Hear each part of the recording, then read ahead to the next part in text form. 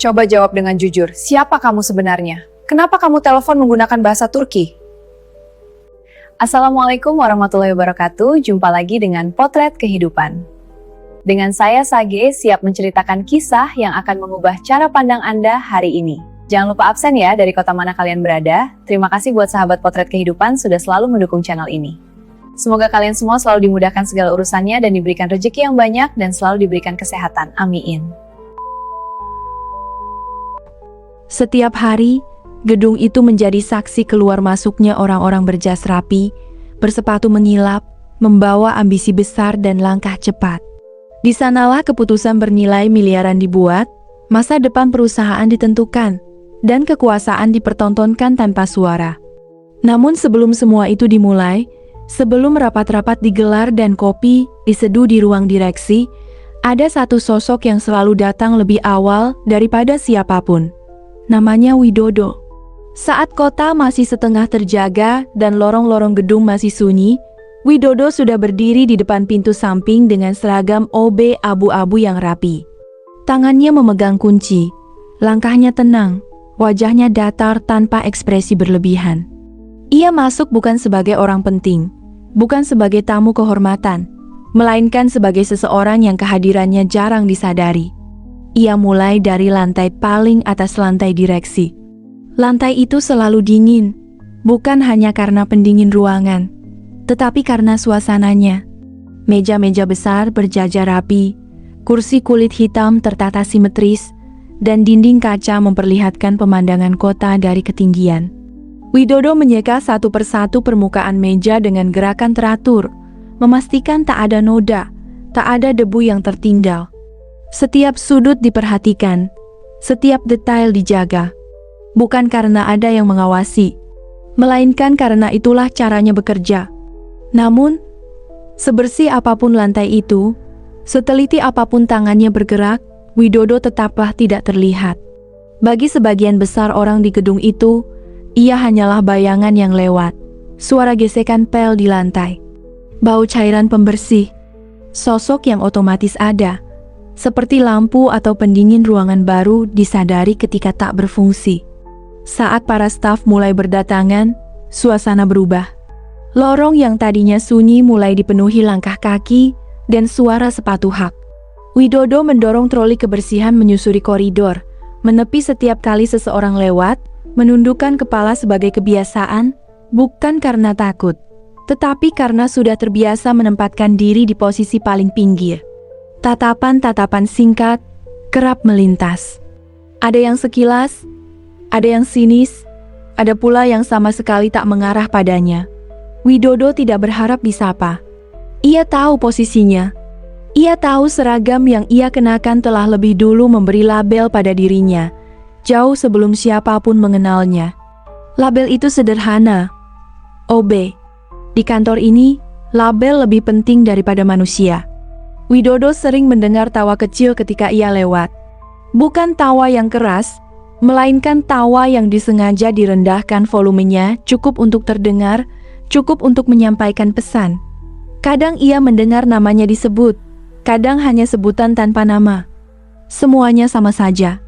Ia tidak menoleh, tidak berhenti, tidak bereaksi. Bukan karena tak punya perasaan, melainkan karena ia telah lama belajar bahwa reaksi hanya akan membuat segalanya lebih buruk. Diam adalah perisai terbaiknya. Di ruang pentri, Widodo membersihkan meja-meja yang masih basah oleh tumpahan kopi. Gelas-gelas bekas rapat semalam dikumpulkan, sisa gula dibersihkan. Beberapa staf berdiri tak jauh darinya, berbicara tentang target, tentang rencana liburan ke luar negeri. Pembicaraan itu melayang begitu saja di udara, melewati Widodo seolah ia tak ada di sana. Ia mendengar nama-nama negara disebut, strategi bisnis dibahas sambil tertawa ringan. Bagi mereka, semua itu wajar. Bagi Widodo, itu hanyalah suara latar yang sudah akrab di telinganya. Ia bukan asing dengan istilah-istilah itu. Hanya saja, tak ada yang tahu, dan tak ada yang peduli. Menjelang pagi, pintu ruang CEO terbuka. Karina keluar dengan langkah tegas. Wanita itu dikenal sebagai CEO muda yang cerdas, cantik, dan perfeksionis. Setiap detail harus sesuai standar. Setiap orang harus tahu posisinya. Karina adalah tipe pemimpin yang tidak menyukai kesalahan, apalagi kelemahan. Widodo yang sedang mengepel segera menepi, memastikan jalurnya bersih. Namun Karina berhenti. Tatapan dingin itu menyapu lantai, lalu berhenti pada Widodo. Tak ada teriakan, tak ada emosi berlebihan. Hanya nada datar yang jauh lebih menusuk. Ia menunjuk lantai, seolah ada noda yang tak terlihat oleh siapapun selain dirinya. Widodo mengangguk, memperbaiki pekerjaannya tanpa membantah. Tak ada penjelasan panjang, tak ada pembelaan. Ia sudah tahu, di hadapan orang seperti Karina, pembelaan hanya akan dianggap alasan. Beberapa staf yang berada di dekat situ memperhatikan dengan senyum tipis, bukan simpati, melainkan kepuasan kecil. Ada semacam rasa lega melihat seseorang berada lebih rendah dari mereka. Widodo kembali bekerja. Tangannya tetap stabil, meski dadanya terasa lebih berat. Namun wajahnya tak berubah. Ia sudah terlalu sering berada di posisi itu. Terlalu sering dijadikan contoh tentang apa yang tidak boleh terjadi dalam hidup. Di mata mereka, Widodo adalah pengingat kegagalan. Seseorang yang, menurut logika mereka, tak cukup pintar, tak cukup beruntung, dan tak cukup berharga untuk duduk sejajar. Padahal, tak seorang pun tahu apa yang ada di balik diamnya Widodo. Tak ada yang tahu bahwa ia selalu membaca laporan-laporan yang tertinggal di meja rapat. Tak ada yang tahu bahwa angka-angka itu masuk akal baginya. Tak ada yang tahu bahwa strategi-strategi itu tidak asing di pikirannya. Ia hanya membaca, memahami, lalu meletakkannya kembali seperti seseorang yang menonton pertunjukan dari balik kaca. Karena ia tahu dunia ini tidak memberi ruang bagi orang yang salah berpakaian. Menjelang siang, Widodo berdiri sejenak di dekat jendela besar lorong direksi. Kota terbentang di bawahnya, ramai dan tak peduli. Ia menatapnya dengan tenang. Tak ada iri, tak ada dendam, hanya penerimaan yang sunyi. Ia tahu hidup tidak selalu adil. Ia juga tahu tidak semua kebenaran harus diumumkan sekarang. Widodo kembali mendorong trolinya, menghilang di balik lorong panjang. Tak ada yang menoleh, tak ada yang mencari. Seolah keberadaannya hanya diperlukan untuk memastikan lantai tetap bersih dan ruangan tetap wangi. Namun di balik seragam sederhana itu, ada sesuatu yang sedang menunggu waktu. Bukan amarah, bukan balas dendam, melainkan kebenaran yang suatu hari nanti akan datang tanpa perlu teriak, tanpa perlu pembuktian berisik. Dan ketika hari itu tiba, semua orang di gedung Karina Group akan menyadari satu hal yang terlambat mereka fahami. Bahwa selama ini, mereka bukan sedang memandang rendah seorang OB. Mereka sedang tidak melihat manusia yang utuh. Hari-hari Widodo di gedung Karina Group berjalan seperti jarum jam yang berputar tanpa pernah berhenti, namun tak pernah benar-benar maju. Setiap pagi, ia tiba lebih awal dari siapapun. Saat kota masih menguap dalam sisa kantuk, Widodo sudah berdiri di depan gedung megah itu, menatap pantulan dirinya di kaca besar pintu masuk. Seragam OB, abu-abunya selalu rapi. Ia memastikan itu. Bukan karena ada yang peduli, tetapi karena ia tak ingin memberi alasan bagi siapapun untuk kembali merendahkannya. Ia melangkah masuk dengan tenang, menyapa satpam dengan anggukan kecil, lalu mulai bekerja sebelum dunia di dalam gedung itu bangun sepenuhnya. Namun begitu jam menunjukkan pukul 8, suasana berubah. Gedung yang tadi sunyi mulai dipenuhi suara langkah tergesa, tawa kecil, dan nada bicara penuh ambisi. Widodo menjadi bagian yang tak terlihat di antara semua itu. Ia hadir, tapi tak dianggap.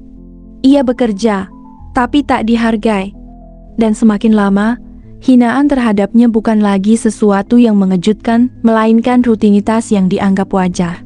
Setiap hari, selalu ada cara baru untuk mengingatkan Widodo tentang posisinya. Tatapan mata yang meremehkan, senyum miring yang tak pernah tulus, bisikan pelan yang sengaja dikeraskan saat ia lewat. Semua itu menyatu menjadi latar belakang hidupnya, Seperti suara pendingin ruangan yang tak pernah benar-benar terdengar, namun selalu ada.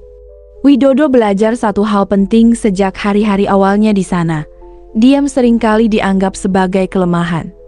Dan karena ia memilih diam, orang-orang merasa berhak memperlakukannya sesuka hati. Ia disuruh mengulang pekerjaan yang sudah bersih. Ia diminta mengerjakan tugas yang bukan tanggung jawabnya. Ia dimarahi atas kesalahan orang lain. Dan setiap kali itu terjadi, tak ada satupun yang berdiri di sisinya. Bukan karena mereka tak tahu kebenaran, melainkan karena mereka merasa tak perlu peduli. Dalam dunia Karina Group, nilai seseorang diukur dari jabatan dan pakaian. Dan Widodo, dengan seragam OB-nya, berada di dasar hierarki yang tak tertulis namun sangat kejam. Waktu makan siang adalah saat yang paling berat baginya.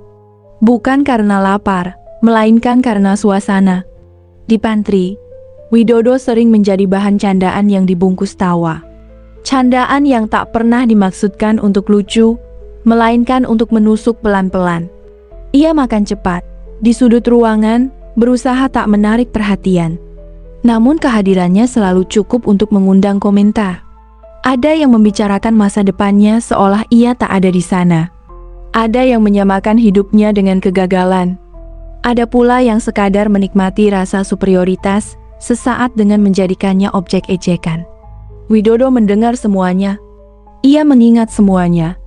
Namun wajahnya tetap sama tenang, datar, tanpa perlawanan.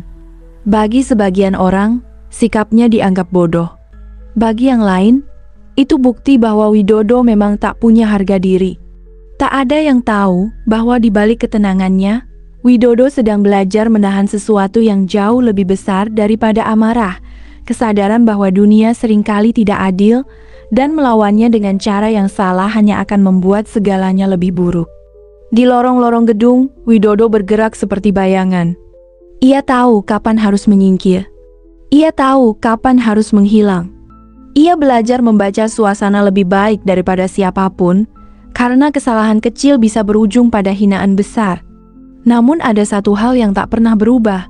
Widodo selalu memperhatikan. Ia memperhatikan cara orang-orang berbicara dalam rapat. Ia memperhatikan dokumen yang tertinggal di meja. Ia memperhatikan grafik dan angka yang sering tak sengaja terpapar di layar. Bukan karena ingin ikut campur, melainkan karena kebiasaan lama yang tak pernah benar hilang, kebiasaan berpikir, menganalisis, dan memahami. Ironisnya, tak seorang pun menyadari itu. Dalam pandangan mereka, Widodo hanyalah OB yang kebetulan rajin. Tak lebih. Suatu sore, setelah sebagian besar karyawan pulang, Widodo masih bekerja. Gedung mulai lengang. Cahaya lampu terasa lebih dingin. Di saat seperti inilah, pikirannya sering melayang. Bukan ke masa lalu dengan penuh penyesalan, melainkan ke masa depan yang ia simpan rapat-rapat dalam dirinya. Ia tahu hidupnya tak berhenti di sini. Namun ia juga tahu, waktu adalah sekutunya yang paling setia. Selama ia bersabar, selama ia menjaga sikap, selama ia tak tergoda untuk membalas hinaan dengan emosi, semuanya akan menemukan jalannya sendiri. Hari itu, sekali lagi, kesabarannya diuji. Sebuah kesalahan administrasi terjadi, dokumen rapat salah susun. Dan entah bagaimana, Widodo kembali menjadi sasaran empuk. Bukan karena bukti, melainkan karena posisi. Ia berada di tempat yang salah pada waktu yang salah, dan itu sudah cukup. Tatapan mencurigakan mengarah padanya. Nada bicara berubah dingin. Seolah-olah ia memang pantas dicurigai hanya karena ia berbeda. Widodo tak membela diri dengan berlebihan. Ia tahu, penjelasan panjang seringkali sia-sia bagi mereka yang sudah memutuskan untuk tak percaya. Ia hanya mengerjakan ulang apa yang diminta, membersihkan kembali ruangan, dan memastikan segalanya rapi.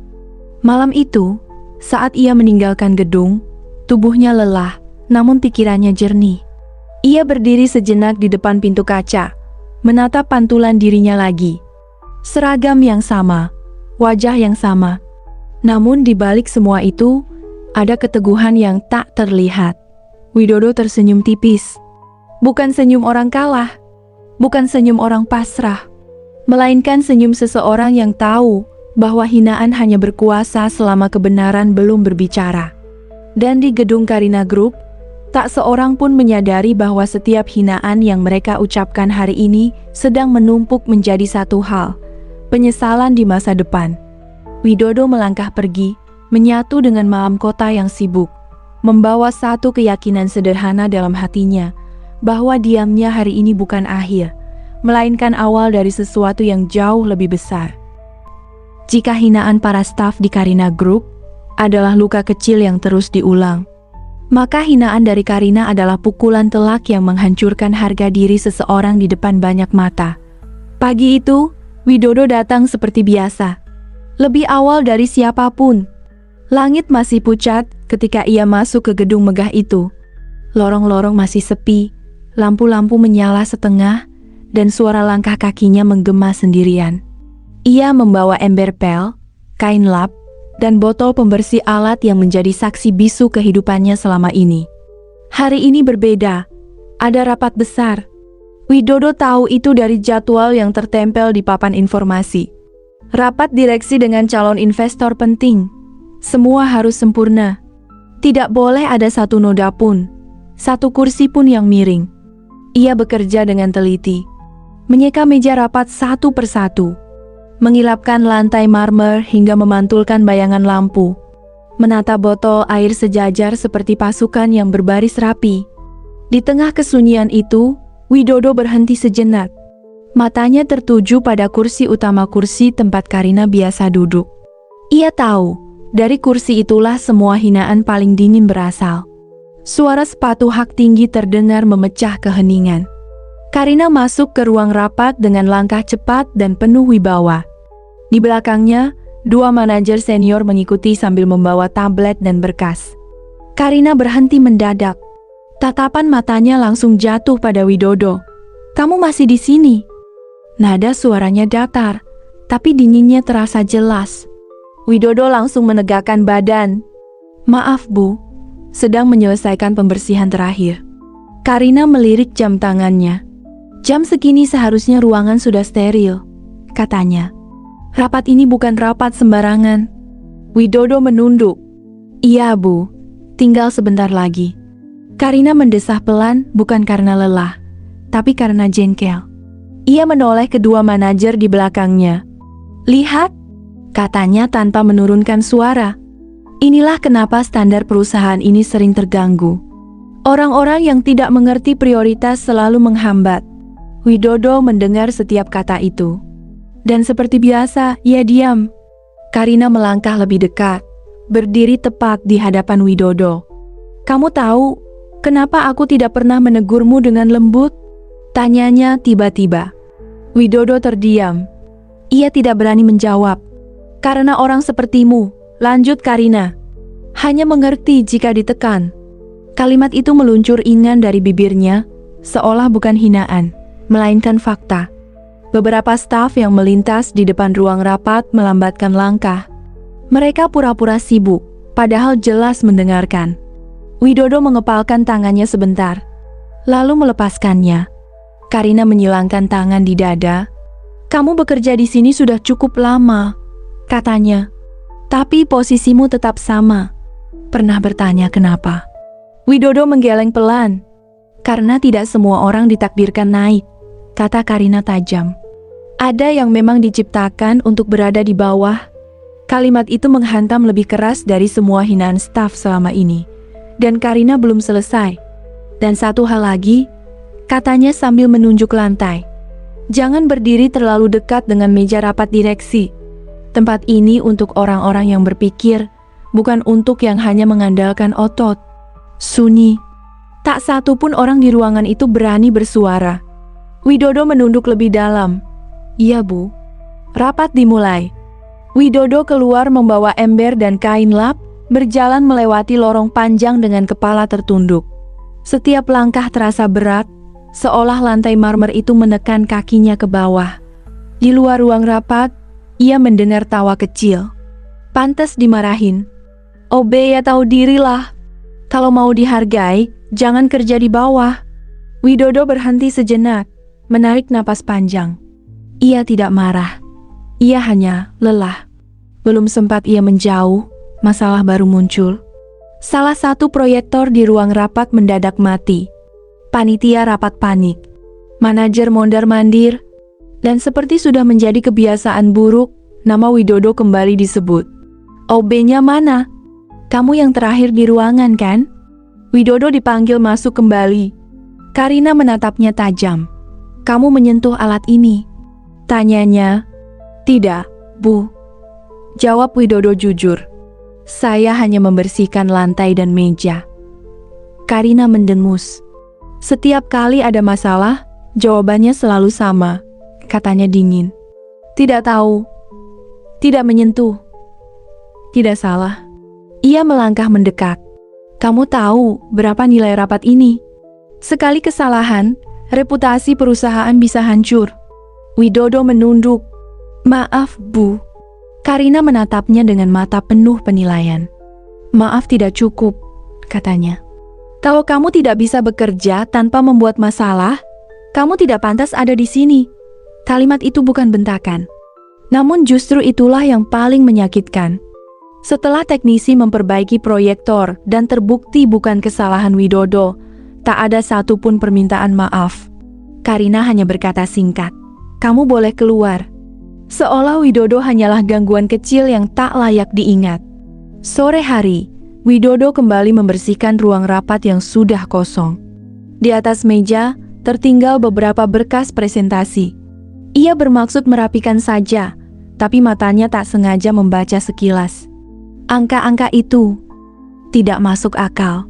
Ada strategi yang terlalu berisiko. Ada keputusan yang akan membebani perusahaan dalam jangka panjang. Widodo tahu itu. Ia benar-benar tahu. Namun suara Karina kembali terngiang di kepalanya. Tempat ini bukan untuk orang sepertimu. Widodo melipat kembali berkas itu dengan rapi dan meletakkannya persis seperti semula. Ia memilih diam. Menjelang malam, gedung mulai sepi. Widodo duduk sebentar di tangga darurat, memijat tangannya yang pegal. Lampu-lampu kota terlihat dari jendela kecil di sampingnya. Tangannya kasar. Kuku-kukunya pendek. Seragamnya bau cairan pembersih. Namun di balik semua itu, Widodo tersenyum tipis. Bukan senyum orang kalah, melainkan senyum seseorang yang menahan diri. Karena Widodo tahu, hinaan paling kejam sering datang. Tepat sebelum kebenaran muncul ke permukaan, dan saat hari itu tiba, ia tidak perlu berteriak, tidak perlu membalas, cukup berdiri, dan membiarkan kenyataan berbicara. Sejak hari Karina mempermalukan Widodo di depan rapat direksi, sesuatu berubah di gedung itu. Bukan pada Widodo, melainkan cara orang-orang memandangnya. Tatapan yang dulu sekadar meremehkan, kini berubah menjadi curiga. Pagi itu, Widodo datang seperti biasa. Jam masih menunjukkan pukul 5:30. Gedung Karina Group masih sunyi. Ia membuka pintu perlahan, menyalakan lampu lorong, lalu mulai bekerja. Tangannya bergerak otomatis, mengepel, mengelap, merapikan. Namun di dalam dadanya, ada sesuatu yang berat. Bukan lelah, bukan marah, melainkan rasa tidak aman yang tak bisa dijelaskan. Sekitar pukul 9, suasana kantor mendadak ribut. Beberapa manajer keluar masuk ruang direksi dengan wajah tegang. Nada suara mereka meninggi. Telepon berdering tanpa henti. Widodo yang sedang membersihkan pantry mendengar satu kalimat yang membuatnya berhenti. Dokumen ekspansi itu hilang. Suasana berubah panas. Dokumen itu bukan sembarang kertas. Isinya rencana akuisisi dan kerja sama luar negeri. Jika bocor, perusahaan bisa hancur. Dan seperti hukum tak tertulis di gedung itu, nama Widodo disebut pertama kali. "OB itu sering masuk ruang rapat kan?" ujar seorang staf perempuan sambil menyilangkan tangan. "Iya. Aku juga sering lihat dia malam-malam masih di atas." Timpal yang lain. Nada bicara mereka bukan memastikan, melainkan menyimpulkan. Widodo berdiri tak jauh dari sana. Ia mendengar semuanya. Namun ia tetap diam. Tak lama, seorang staf HR menghampirinya. Widodo, ikut saya sebentar. Nada itu dingin, formal, tanpa senyum. Widodo mengangguk. Iya mbak. Di ruang HR, suasana mencekam. Dua orang duduk berhadapan dengannya. Sebuah map coklat terbuka di meja. Widodo, kata salah satu dari mereka. Kamu tahu kenapa kami memanggilmu? Widodo mengangguk pelan. Karena dokumen yang hilang. Betul, sahut yang lain. Kami perlu klarifikasi. Widodo duduk tegak. Tangannya di atas lutut. Tenang, meski dadanya berdegup kencang. Kamu sering berada di ruang direksi di luar jam kerja. Lanjut staf HR itu. Kamu juga orang terakhir yang membersihkan ruangan tadi malam. Widodo menatap lurus. Itu memang tugas saya. Tapi saya tidak pernah membuka atau mengambil dokumen apapun. Salah satu dari mereka mencatat sesuatu. Kamu sadar, posisimu membuat situasi ini sensitif? Widodo mengangguk. Ia tahu apa arti kalimat itu. Seragam OB sudah cukup untuk menjadikannya tersangka. Sementara itu, di ruang Karina. Karina berdiri sambil menyilangkan tangan. Wajahnya dingin. Nada suaranya tajam. Aku tidak mau ambil risiko, katanya pada manajer. Orang yang akses bebas ke ruangan itu cuma dia. Manajer itu ragu. Tapi Bu, belum ada bukti. Karina memotong. Bukti bisa dicari. Tapi firasat seorang CEO jarang salah. Kalimat itu seperti palu. Tanpa sadar, Karina telah memvonis. Widodo keluar dari ruang HR dengan langkah pelan. Lorong terasa panjang. Tatapan orang-orang menusuk dari segala arah. Tak ada yang bertanya. Tak ada yang membelah. Di pantry, bisikan kembali terdengar. Fix si dia. Kasihan, tapi ya OB gitu. Pasti mau jual dokumen. Widodo berhenti di depan wastafel. Ia menatap bayangannya di cermin. Untuk pertama kalinya sejak bekerja di sana, ia merasa sendirian sepenuhnya. Siang hari, Widodo dipanggil langsung ke ruang CEO. Pintu tertutup. Karina berdiri di balik meja, menatapnya tanpa ekspresi. Kamu tahu apa yang sedang terjadi? Kata Karina. Iya, Bu. Karina melangkah mendekat. Aku tidak suka bertele-tele. Kalau kamu mengambilnya, katakan sekarang. Widodo mengangkat kepala. Saya tidak pernah mengambil dokumen apapun. Karina tersenyum kecil, senyum tanpa kehangatan. Kamu OB, katanya. Jangan bicara seolah kamu paham dampaknya. Kalimat itu menghantam keras. Widodo menarik napas dalam. Saya mungkin OB, Bu, katanya tenang. Tapi saya tahu mana yang benar dan mana yang salah. Karina membeku. Berani sekali kamu bicara seperti itu. Ia mencondongkan badan. Dengar baik-baik. Kalau dokumen itu tidak ditemukan hari ini, kontrakmu selesai.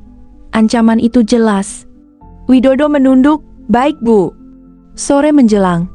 Widodo kembali membersihkan ruang direksi. Tempat yang kini terasa seperti ruang pengadilan.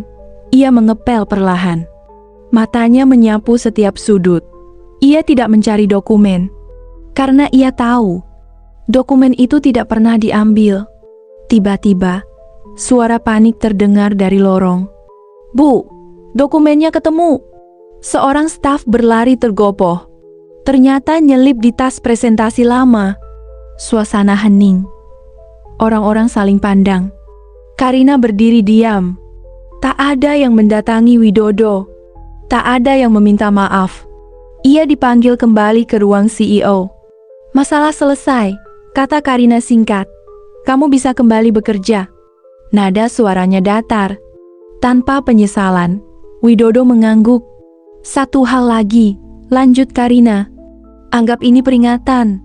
Widodo menatap lantai. Iya, Bu. Malam itu, Widodo duduk sendirian di ruang ganti OB. Lampu redup. Gedung hampir kosong. Ia memegang ponselnya lama, menatap satu kontak. Namun ia menghela napas dan menyimpannya kembali. Belum sekarang, gumamnya pelan. Karena Widodo tahu, orang-orang ini belum siap menerima siapa dirinya sebenarnya. Dan jauh di dalam hatinya, sesuatu mengeras. Bukan dendam, bukan kebencian, melainkan keputusan bahwa saat waktunya tiba, ia tidak akan berteriak, tidak akan membalas. Ia hanya akan berdiri dan membiarkan kenyataan menghancurkan kesombongan mereka sendiri. Sejak kejadian fitnah itu, Widodo tidak lagi benar-benar merasa berada di kantor itu. Tubuhnya memang masih datang setiap pagi. Tangannya masih mengepel lantai yang sama. Langkahnya masih menyusuri lorong yang sama. Namun di dalam dirinya, ada sesuatu yang menutup rapat. Bukan marah, bukan dendam, melainkan keputusan untuk tidak lagi berharap apapun. Karina, di sisi lain, kembali tenggelam dalam pekerjaannya. Masalah dokumen yang sempat hilang memang selesai. Namun efeknya tertinggal. Perusahaan berada di titik rapuh. Investor mulai ragu. Keputusan yang ia ambil beberapa minggu terakhir terasa seperti berjalan di atas kaca. Dan entah kenapa, wajah Widodo sering terlintas di pikirannya. Bukan karena iba, melainkan karena rasa curiga yang belum terjawab. Malam itu, gedung Karina Group hampir sepenuhnya kosong. Lampu-lampu lantai atas dimatikan satu persatu. Hanya lantai direksi yang masih menyala redup. Widodo masih bekerja. Ia sengaja memilih jadwal malam. Waktu di mana ia tak perlu mendengar hinaan. Tak perlu melihat tatapan meremehkan. Sunyi adalah satu-satunya hal yang ia anggap adil. Di lorong panjang dekat ruang rapat utama, Widodo berhenti sejenak. Ponselnya bergetar di saku celana. Ia menatap layar. Nama itu muncul lagi. Nama yang sejak beberapa hari lalu sengaja ia abaikan. Widodo menarik napas dalam-dalam, lalu menjawab, "Evet." Suaranya rendah, nyaris berbisik. Bahasa itu keluar begitu alami, seolah ia tak pernah meninggalkannya. Merak Edmein, her, I control out, Endea. Nada bicaranya berubah. Tak ada kerendahan, tak ada keraguan. Ia terdengar seperti seseorang yang terbiasa memberi keputusan. Tanpa Widodo sadari, di ujung lorong, lift terbuka perlahan. Karina keluar sambil membawa map tipis. Ia lupa membawa dokumen penting. Itulah alasan ia kembali malam-malam begini. Langkahnya terhenti. Ia mendengar suara itu. Bukan suara Widodo yang biasa ia kenal. Enle, Mahaz, Ya, Ensan de Tyler, Tapat, Yorus. Karina membeku. Jantungnya berdetak lebih cepat. Ia mengenali bahasa itu. Bahasa Turki. Dan bukan bahasa percakapan biasa, melainkan bahasa bisnis yang rapi dan terstruktur. Karina melangkah perlahan, tanpa suara. Ia berdiri di balik pilar lorong, cukup dekat untuk mendengar dengan jelas. Karina Group I, Inriskleri Ben Al, Yorum. Hisselering Kontrol, Ye, Sdeka Rekpe. Map di tangan Karina hampir terjatuh. Ia menahan napas. Nama perusahaannya disebut. Widodo bersandar ringan di dinding. Tatapannya tajam meski tak terlihat siapapun. Zaman Geldi, katanya singkat. Arti, kabeklemaya gerek yuk. Kalimat itu tenang, namun terasa seperti penutup sebuah kesabaran panjang. Telepon ditutup. Sunyi kembali mengisi lorong. Widodo berbalik dan terhenti. Karina berdiri beberapa langkah darinya. Wajah CEO itu pucat. Matanya menatap Widodo seolah melihat orang asing. "Kamu?" Suara Karina tercekat. "Barusan, kamu bicara apa?" Widodo menunduk refleks. Sikap yang selama ini menyelamatkannya. "Telepon pribadi, Bu." Jawabnya tenang. "Bahasa Turki." Karina menekan. "Iya, Bu." Jawaban itu sederhana. Terlalu sederhana. Karina tertawa kecil. Tertawa yang terdengar dipaksakan. Sejak kapan OB bisa bahasa Turki sefasih itu? Widodo terdiam sejenak, lalu berkata pelan, "Sejak saya membutuhkannya." Karina kehilangan kata. Beberapa detik berlalu tanpa suara. Akhirnya Karina memalingkan wajah. "Lanjutkan pekerjaanmu," katanya cepat. Widodo mengangguk. Iya bu. Ia kembali mengepel lantai. Namun kali ini, setiap gerakannya terasa berbeda di mata Karina. Di dalam lift, Karina berdiri kaku. Kata-kata Widodo terus berputar di kepalanya. Nada bicaranya, istilah-istilah yang ia fahami dengan sangat jelas. OB yang hampir ia pecat, baru saja membicarakan pengambilalihan saham. Lift turun perlahan. Dan untuk pertama kalinya dalam hidupnya, Karina merasa tak lagi mengenal orang-orang di perusahaannya sendiri. Sementara itu, Widodo menyelesaikan pekerjaannya seperti biasa. Tak ada perubahan sikap, tak ada kepanikan. Ia hanya tersenyum tipis saat lampu-lampu dimatikan satu persatu. Karena ia tahu, rahasia terbesar tak selalu terungkap dengan pengakuan. Kadang, ia terungkap karena didengar oleh orang yang salah. Sejak malam itu, Karina tidak pernah lagi melihat Widodo dengan cara yang sama. Bukan karena Widodo berubah. Ia tetap datang paling pagi. Tetap mengepel lantai dengan gerakan tenang. Tetap menunduk saat berbicara. Namun justru itulah yang membuat Karina tak bisa tenang. Pagi itu, Karina berdiri di balik dinding kaca ruang cownya. Matanya mengikuti setiap langkah Widodo di lantai direksi. Ia mencoba meyakinkan diri bahwa semua itu hanya kebetulan. Bahwa telepon berbahasa Turki semalam mungkin hanya percakapan biasa. Namun satu kalimat terus terngiang di kepalanya. Hisselerin kontrol. Kontrol saham. Itu bukan bahasa sembarangan. Itu bahasa orang yang memegang kendali. Dalam rapat direksi, Karina kehilangan fokus. Seorang manajer menjelaskan penurunan kepercayaan investor. Grafik merah terpampang di layar. Kita butuh mitra strategis dari luar negeri, kata manajer itu. Kalau tidak, kuartal depan bisa lebih buruk. Karina mengangguk. Namun pikirannya melayang pada satu sosok berseragam OB. Usai rapat, Karina memanggil asistennya. Cari semua data tentang Widodo, katanya singkat. Pendidikan, riwayat kerja, apapun. Asistennya terdiam sesaat. OB Widodo bu, Karina menatap tajam. Lakukan. Hari-hari berikutnya, Karina mulai mengamati dengan sengaja. Ia memperhatikan bagaimana Widodo selalu tahu kapan rapat akan selesai. Tak pernah mengganggu, tapi selalu hadir tepat waktu. Menyusun ulang dokumen yang tercecer dengan urutan logis. Itu bukan naluri OB biasa. Itu kebiasaan seseorang yang terbiasa dengan sistem dan strategi. Sore itu, Karina melakukan sesuatu yang bahkan ia sendiri anggap berlebihan. Ia sengaja meninggalkan satu map di ruang rapat. Map berisi ringkasan rencana ekspansi dokumen sensitif. Ia berdiri di balik kaca satu arah. Widodo masuk untuk membersihkan. Tangannya berhenti sesaat di atas map itu. Matanya membaca sekilas. Karina menahan napas. Namun Widodo hanya merapikan map itu, meluruskannya, dan meletakkannya kembali tanpa membuka lebih jauh. Tanpa memotret. Tanpa mengambil. Itu membuat Karina semakin yakin. Widodo paham apa yang ia lihat. Malamnya, laporan dari asisten masuk. Tidak ada yang aneh bu, kata asistennya ragu. Pendidikan terakhir SMA, riwayat kerja biasa. Tidak ada aset besar.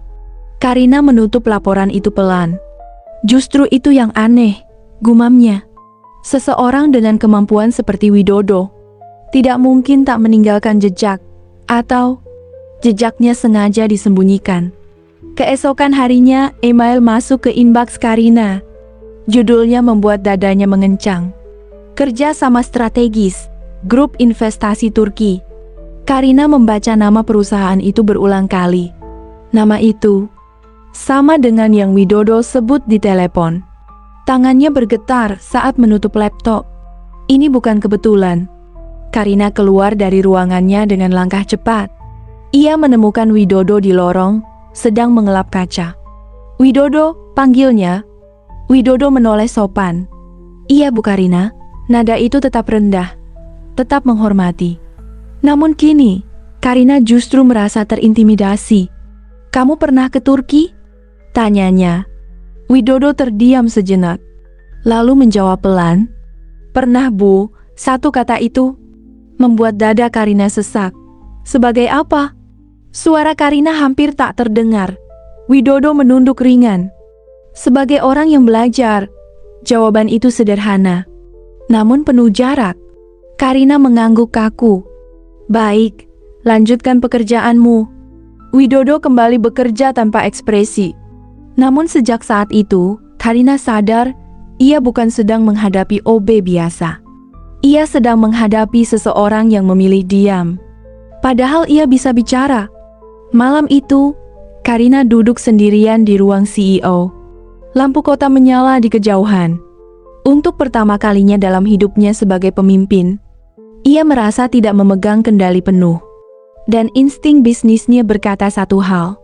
Widodo bukan ancaman yang datang dengan suara keras. Ia datang dengan kesabaran. Di sisi lain gedung, Widodo berjalan keluar sambil membuka ponselnya. Satu pesan masuk, singkat. "Besok kita mulai." Widodo mengetik balasan singkat. "Siap." Ia menatap langit malam, lalu tersenyum tipis. Karena ia tahu, hari ketika semua topeng runtuh sudah sangat dekat. Pagi itu, Karina bangun dengan kepala berat, bukan karena kurang tidur, melainkan karena pikirannya tak pernah benar-benar terlelap sejak malam Widodo berbicara dalam bahasa Turki. Nama itu kembali muncul dalam mimpinya. Nada suara Widodo yang tenang. Kalimat-kalimat asing yang kini terasa jauh lebih berbahaya daripada teriakan. Karina berdiri di depan cermin ruangannya, menatap bayangannya sendiri. Riasan sempurna, jas mahal. Semua simbol kekuasaan yang selama ini membuatnya merasa tak tersentuh. Namun pagi itu, untuk pertama kalinya, ia tak yakin.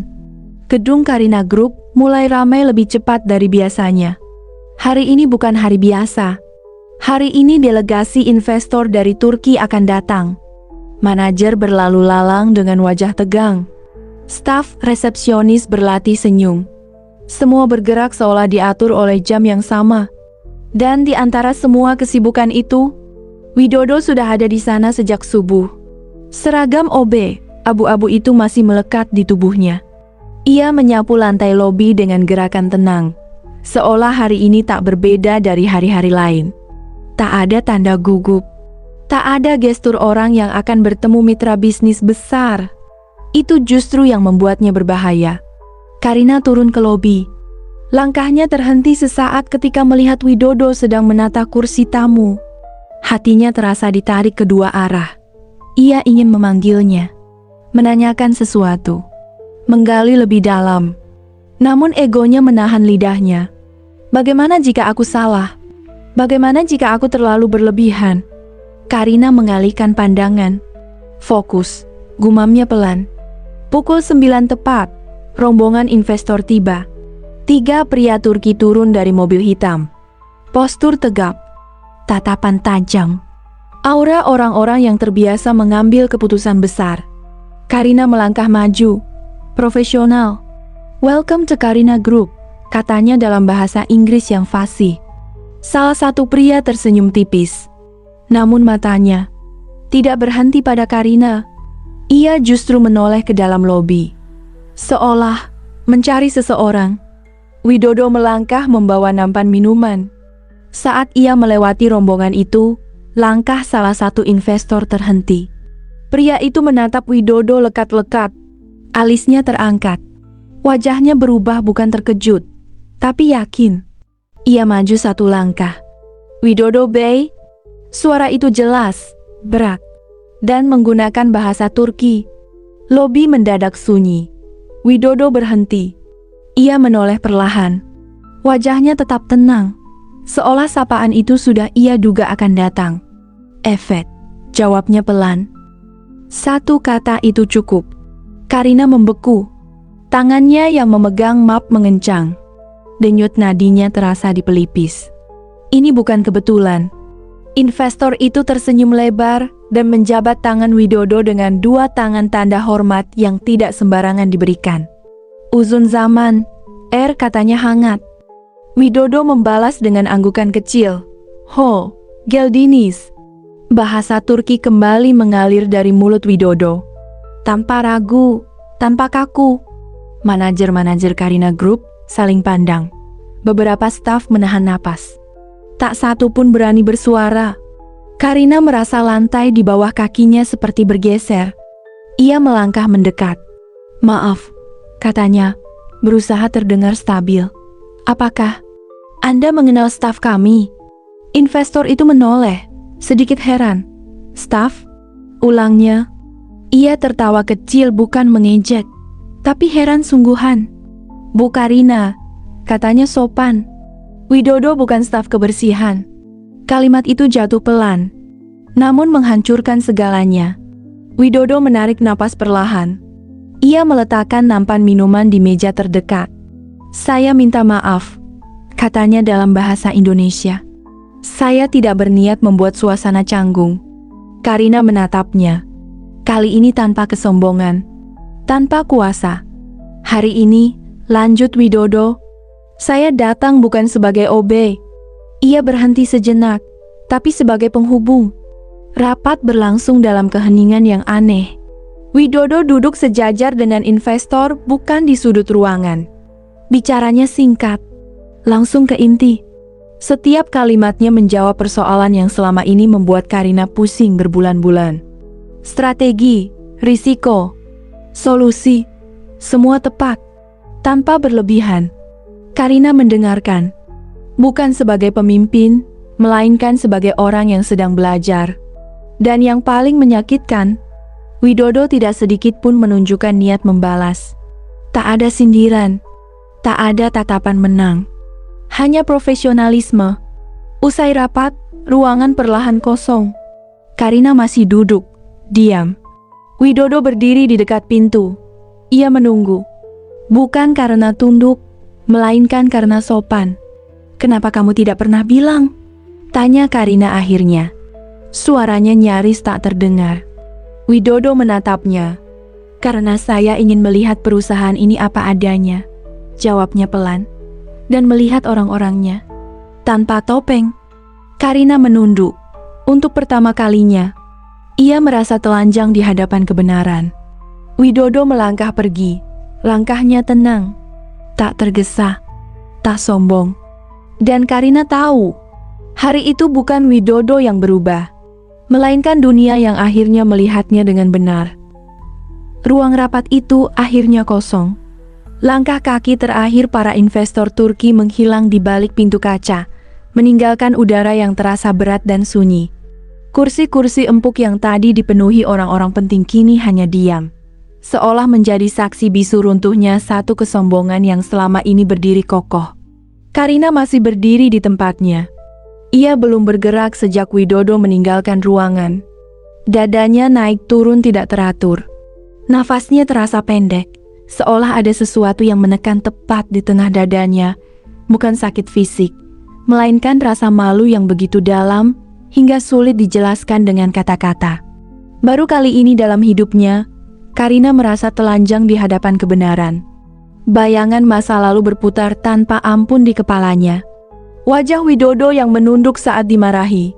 Nada suaranya sendiri yang dingin dan tajam. Cara ia berbicara seolah Widodo bukan manusia, melainkan bagian dari lantai yang bisa dipel kapan saja. "Tempat ini bukan untuk orang sepertimu. Pekerjaanmu cuma bersih-bersih. Kamu tidak punya kapasitas." Setiap kalimat itu kini kembali, satu persatu, menghantamnya seperti palu. Tangannya gemetar saat ia meraih sandaran kursi. Karina, CEO yang selama ini dikenal tak pernah goyah, kini harus bersandar agar tidak jatuh. Ia melangkah keluar dari ruang rapat dengan langkah pelan. Lorong panjang itu terasa asing, padahal ia melewatinya setiap hari. Lampu-lampu putih memantul di lantai yang mengilap lantai yang berkali-kali dipel oleh Widodo tanpa pernah ia hargai. Di ujung lorong, Widodo berdiri sendirian. Ia tidak tergesa-gesa, tidak pula terlihat menang. Ia berdiri dengan ketenangan yang sama seperti saat ia masih mengenakan seragam OB. Perbedaan satu-satunya adalah, kini semua orang tahu siapa dia sebenarnya. Widodo, Suara Karina terdengar lebih pelan dari yang ia harapkan. Hampir rapuh. Widodo menoleh. Iya, Bu Karina. Panggilan itu membuat Karina terdiam sejenak. Tidak ada nada mengejek. Tidak ada dendam. Tidak ada perubahan. Itu justru yang membuat hatinya semakin perih. Karina menarik napas panjang. Saya ingin bicara. Widodo mengangguk pelan. Tentu, Bu. Mereka berdiri saling berhadapan di lorong yang sunyi. Tak ada staf, tak ada manajer, tak ada saksi. Hanya dua manusia yang kini berdiri di posisi yang berlawanan dari sebelumnya. Karina menunduk. Gerakan sederhana itu terasa begitu berat bagi seseorang yang selama ini terbiasa menatap dunia dari atas. Saya minta maaf, ucapnya akhirnya. Saya benar-benar minta maaf. Kata-kata itu keluar pelan, seolah ditarik paksa dari dalam dada. Bukan hanya soal hari ini, tapi semua yang pernah saya katakan. Semua perlakuan saya pada Anda. Widodo tidak langsung menjawab. Ia memandang Karina dengan tenang. Bukan sebagai CEO, bukan sebagai orang yang pernah merendahkannya, melainkan sebagai manusia yang sedang belajar meruntuhkan egonya sendiri. Saya tahu saya salah, lanjut Karina dengan suara bergetar. Saya menilai orang dari seragam, dari jabatan, dari tampilan luar. Ia mengangkat wajahnya, matanya basah. Dan hari ini, saya dipermalukan bukan oleh Anda, tapi oleh diri saya sendiri. Widodo menghela napas pelan. Bu Karina, katanya lembut. Saya tidak datang ke sini untuk mempermalukan siapapun. Karina menatapnya, terkejut. Kalau saya ingin balas dendam, lanjut Widodo, saya tidak akan memilih diam selama ini. Ia tersenyum tipis. Tapi hidup mengajarkan saya satu hal. Orang yang benar-benar kuat tidak perlu menjatuhkan orang lain untuk terlihat tinggi. Air mata Karina jatuh. Bukan karena Widodo berkata keras, justru karena ia tidak melakukannya. Kenapa Anda tidak pernah melawan? Tanya Karina lirih. Kenapa Anda diam saja saat dihina? Widodo terdiam sejenak, lalu menjawab, karena tidak semua pertempuran harus dimenangkan dengan suara keras. Beberapa cukup dimenangkan dengan kesabaran. Hari-hari berikutnya berubah. Bukan hanya bagi Karina, tetapi bagi seluruh perusahaan. Karina Group resmi menerima suntikan dana besar dari investor Turki. Media menulis tentang kebangkitan perusahaan. Saham melonjak. Kepercayaan publik kembali. Namun perubahan paling besar tidak tercatat dalam laporan keuangan. Perubahan itu terjadi di cara orang-orang saling memperlakukan. Karina memulainya sendiri. Ia menghentikan rapat ketika mendengar satu staf meremehkan petugas kebersihan. Tidak ada jabatan rendah di perusahaan ini, katanya tegas. Yang ada hanya pekerjaan yang saling membutuhkan. Para staf terdiam. Mereka melihat CEO yang sama, namun dengan sikap yang berbeda. Suatu pagi, Karina bertemu Widodo di lobi. Bukan sebagai OB, bukan sebagai perwakilan investor, sebagai Widodo. Selamat pagi, sapa Karina. Selamat pagi Bu Karina, jawab Widodo. Tidak ada jarak berlebihan, tidak ada rasa canggung, hanya hormat yang tulus. Karina menawarkan Widodo posisi strategis di perusahaan. Jabatan tinggi, fasilitas mewah, kekuasaan yang dulu ia sendiri agungkan. Namun Widodo menolak dengan halus. Saya berterima kasih, katanya. Tapi ada tempat lain yang lebih membutuhkan saya. Karina terdiam, lalu, semua ini? Tanyanya. Anda datang hanya untuk melihat kami dari dalam? Widodo mengangguk. Saya ingin tahu satu hal, katanya pelan. Apakah perusahaan besar bisa tetap manusiawi? Hari Widodo pergi, tidak ada pesta perpisahan. Ia berjalan keluar gedung dengan langkah yang sama seperti saat ia masuk pertama kali, tenang dan sederhana. Namun kali ini, banyak mata mengikutinya. Bukan dengan hinaan, melainkan dengan hormat. Karina berdiri di depan jendela ruangannya, menatap kota yang terbentang luas. Ia menyadari satu hal penting. Kesombongan tidak runtuh karena kekuasaan yang lebih besar. Ia runtuh karena kesadaran. Dan Widodo telah memberinya pelajaran terbesar dalam hidupnya. Tanpa satu pun kata kasar. Di suatu tempat lain, Widodo melangkah menuju hidupnya yang baru, tanpa perlu membuktikan apapun. Tanpa perlu dikenali siapapun.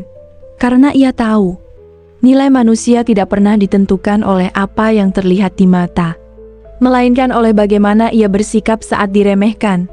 Dan bagi Karina, setiap lantai yang kini mengilap di gedung itu bukan lagi sekadar simbol kebersihan, melainkan pengingat abadi bahwa ia pernah hampir kehilangan segalanya karena lupa menghormati sesama manusia.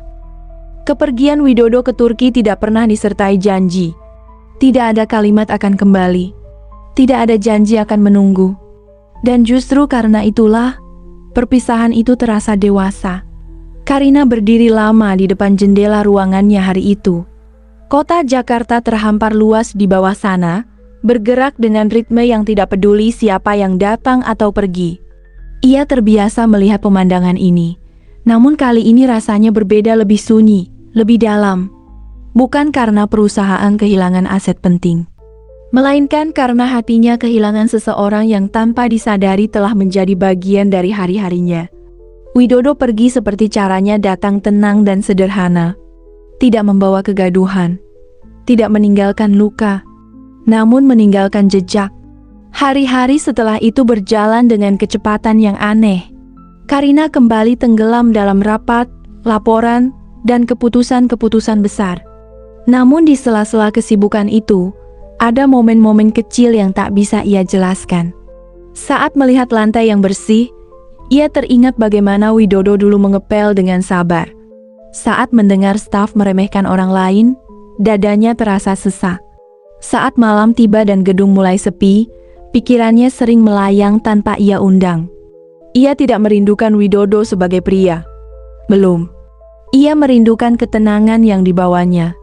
Sementara itu, di Turki, Widodo menjalani hidupnya seperti biasa. Rutinitas kembali menyibukkan hari-harinya. Rapat demi rapat, pertemuan demi pertemuan.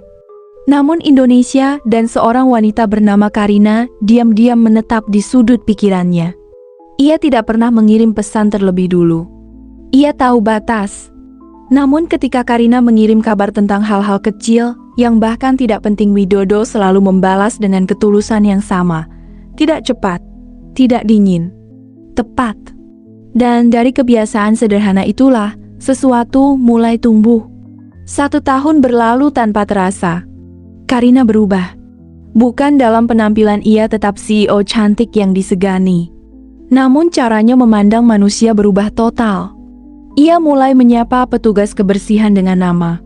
Ia mulai mendengarkan staf yang dulu ia abaikan. Ia mulai memahami bahwa kepemimpinan bukan soal berdiri paling tinggi, melainkan menjadi yang paling bertanggung jawab. Dan setiap perubahan itu selalu mengingatkannya pada Widodo.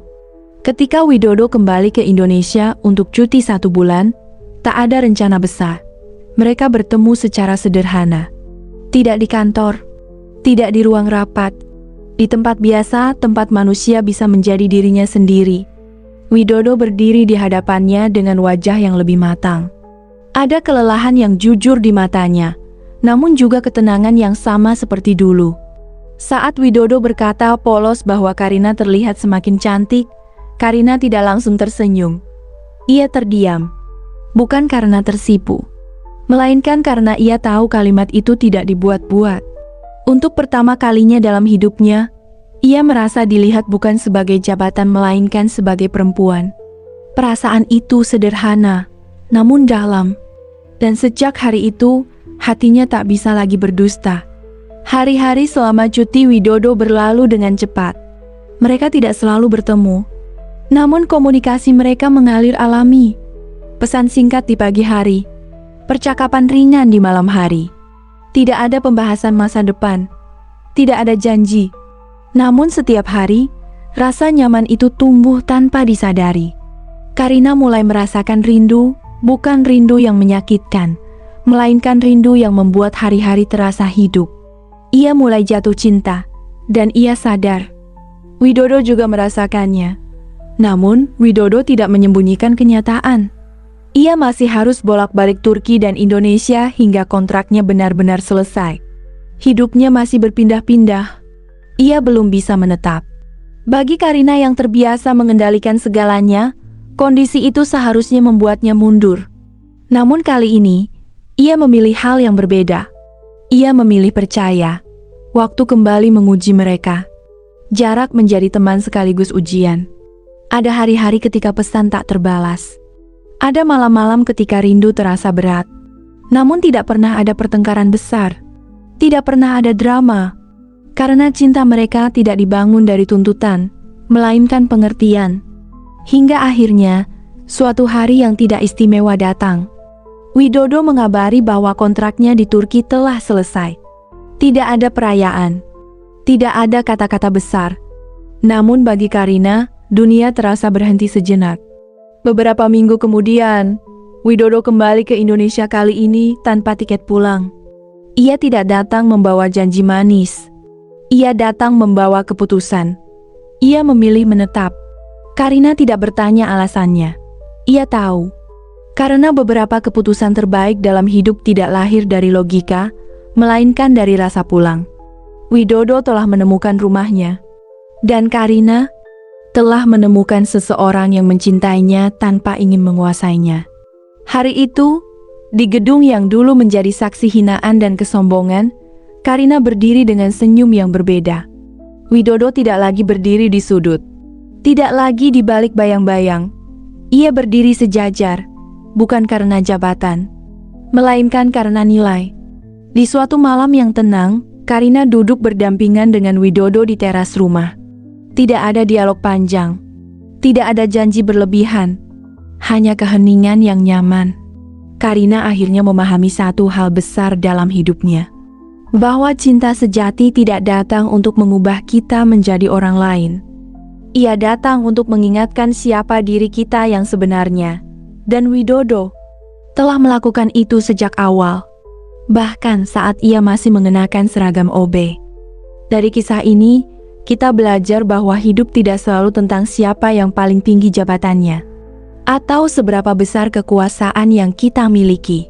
Kadang, orang yang paling sering kita remehkan, justru adalah orang yang paling sabar menghadapi dunia. Widodo mengajarkan bahwa harga diri tidak perlu diumumkan. Dan Karina belajar bahwa kesombongan hanya akan membuat kita kehilangan hal-hal paling berharga. Hidup akan selalu menemukan caranya sendiri untuk mengajarkan kita tentang hormat, tentang empati, dan tentang bagaimana melihat manusia sebagai manusia bukan sebagai label. Karena sejatinya, yang membuat seseorang berharga bukan seragam yang ia kenakan, melainkan sikapnya saat ia diperlakukan tidak adil. Dan cinta tidak selalu datang dengan gemuruh. Kadang ia hadir diam-diam, tumbuh dari kesabaran, dan bertahan karena ketulusan. Terima kasih sudah menyimak cerita ini sampai akhir. Semoga kisah ini bisa menjadi pengingat bagi kita semua. Untuk tidak merendahkan siapapun.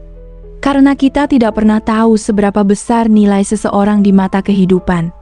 Jika kamu merasa cerita ini menyentuh hati, jangan lupa untuk like, share, dan subscribe channel ini. Agar kami bisa terus menghadirkan kisah-kisah kehidupan yang penuh makna. Sampai jumpa di cerita berikutnya. Wassalamualaikum warahmatullahi wabarakatuh.